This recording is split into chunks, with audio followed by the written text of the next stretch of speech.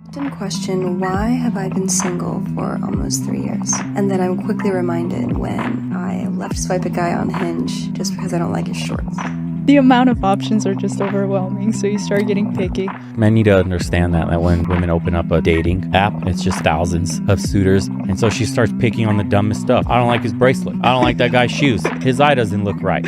He had one hair on his nose. It's like the weirdest things now because you have so much to choose from. You can literally stitch the perfect man together. The report shows that by 2030, 45% of working women ages 25 to 45 by 2030 will be non-married, no kids, single.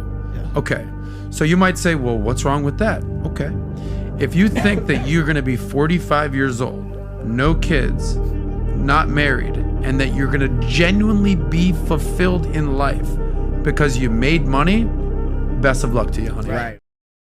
By 2030, more than half of all women in the prime marriageable age range between 25 and 44 will be continuously unmarried. Both of them will still be childless and without a partner in 2030. They are so sure of this claim that they paid Morgan Stanley to do a study on investment prospects over the next decade on behalf of its shareholders. Despite the potential happiness and success that comes with having children, society tells us that not having any is something we'll come to regret at the end of our life. Sarah Burdick, a nurse who had been in the field for 16 years at the time I read her essay, recounted a conversation she had with an elderly patient. Patients of hers often complain that even their own family members treat them poorly because of their age or the fact that they are a financial burden. Therefore, we have learned the top 5 things people regret the most. Even in more traditional nations, marriage and lifelong commitment are on the decline as people of all ages opt to spend their golden years apart rather than together. Thailand has one of the world's highest cheating rates. Our central argument is that you are a strategic optimist who believes that your destination will be better than where you are now. Women's treatment is the only benefit of living in the developed world. Use your newfound fame, wealth, and success to conquer the globe. Winning and retaining the heart of a woman won't be difficult if you possess even a couple of these qualities. This is why I cannot support couples. Due to the low value most women hold in men's eyes, you are free to treat them whatever you like. However, she will move on to the next available man if you are unable to maintain your financial support. There is no use in campaigning for couples to get together and encourage them to take travels abroad if the woman you end up with can just get up and leave. Even if you've had some bad luck in the past, you can't assume that everyone in your country is as sympathetic as the woman you're attempting to flee from. Do not forget that ignoring social media is not an option. Since people in other nations are now exposed to the same level of decadence that we are, the number of lonely women and men across the globe has increased. The group's conservative ideals and emphasis on family make it reasonable to assume that their birth rate will remain relatively stable throughout time. This has led to a dramatic increase in the number of singles in our society. I now understand that the government of China has implemented a regulation that limits the number of children a couple can have in an effort to curb the country's rapid population growth. The chances of us going on a date are low right now. As we'll see in today's piece regarding the rise of the single population in China, romantic relationships of all kinds are on the wane. Traditional Chinese culture places a premium on carrying on one's family name. As a result, the one-child restriction is reinforced when children reach marriageable age and parents take an active role in arranging marriages. Parental disappointment is common, as is the need for candid discussion about the challenges faced by unmarried women in their 30s. As the term leftover women becomes increasingly common in China's popular culture, parents of unmarried women worry more about their daughters and exert more pressure on them to find partners. Guys, it fascinates me that many Chinese couples have difficulty conceiving even though they have a family structure and social pressure to procreate. If you didn't have the media and a desire to break up families, I don't understand why males getting pregnant and having kids would be a problem. There's a chance I'm completely off base about China's dating scene because neither I nor anybody I know now resides there. It's shocking that they face the same issues that people in the West do. The one-child restriction may have discouraged younger people from starting families. However, we won't know for sure till there's a significant demand for women there. In my opinion, the current economic climate and rising living costs are the primary reasons why individuals are afraid to start new love relationships